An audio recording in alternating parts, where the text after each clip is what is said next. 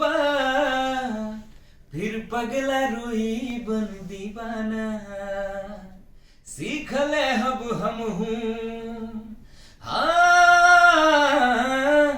सीख ले हब हम हूँ गम में हंसे के अदा सांस बन के बसल बाहर तुम शरीर में मैं तकदीर में जान प्यार में लिखल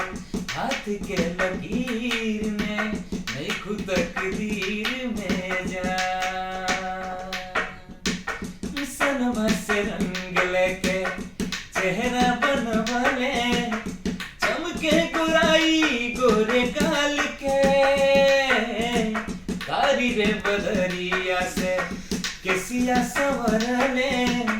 लागता फुर्सत निकाल के हवा चले तया चरवा फहर जाला हो मुड़ के देखी त नजरिया ठहर जाला हो केहू कैसे न होई आशिकाना के जाना बाड़ू अनमोल ऐसन का जाना तो हर जोड़ा